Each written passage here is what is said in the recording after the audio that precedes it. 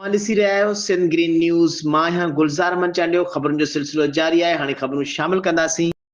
Report Gulzar मंचांडियो। Shahdad कोट में 2 महीना अॻु क़त्ल थियल 2 नौजवान भाउरनि जे खून सां इंसाफ़ न थी सघियो। वारस सख़्त परेशान। शहदाद कोट में 2 महीना अॻु शहर जे कंबोह पाड़े में बेदर्दी सां क़त्ल थियल 2 नौजवान भाउरनि शहनाज़ मेंगल ऐं अब्दुर्रहमान मेंगल जे खून सां इंसाफ़ न थी सघियो आहे।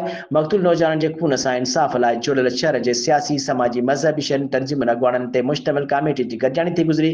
गॾिजाणी में मक़तूल नौजवान शहबाद अब्दुर्रहमान मेंगल जी अमर दुरबीबी शहरी इतिहाद जे सदर कैबिनेट वहाब पंद्राणी, समाजी अॻवान अयूब खोसो, जीए सिंध महाद अॻवान हुबदार मीरजत ऐं पीटीआई अॻवान नाहिद खुआवड़, समाजी अॻवान शानुल खोसो, एसटीपी अॻवान मोहम्मद हयात तुनियो, एसयूपी अॻवान रमीज़ तुनियो, जमात इस्लामी जे अॻवान डॉक्टर इम्तियाज़ अमन शेख, सैयद यासीन शाह ऐं ॿियनि शिरकत कई। गॾिजाणी में अॻवाननि ख़िताब कंदे चयो त क़त्ल थियल नौजवान जे भाउरनि शहबाद ऐं अब्दुर्रहमान मेंगल जे क़त्ल वारे वाक़े खे 2 महीना गुज़री वञण बावजूदि बि संदसि क़ातिल गिरफ़्तार नाहिनि कया विया, जेको मज़म्मत जोॻो अमल आहे। जॾहिं त शहर जे एसएचएम थाणे ते एसएचओ अख़्तर लियाबड़ो हलंदड़ गॾिजाणी में मक़तूल नौजवान जे वारसनि ऐं शहर जे मुख़्तलिफ़ सियासी समाजी तंज़ीमुनि अॻवाननि सां मुलाक़ात करे नौजवान जे क़त्ल में मुलविस जवाबदार गिरफ़्तार करण जी यकीन दहानी कराइण ते मक़तूल नौजवान जे खून सां इंसाफ़ लाइ जुड़ियल कमेटी जे अॻवाननि ऐं वारसनि पारां जुमे जे ॾींहं ताईं वाक़े में मुलविस जवाबदार गिरफ़्तार न थियण जी सूरत में छंछरु ॾियाड़े एहतिजाज करण जो पिणु चितारियो आहे।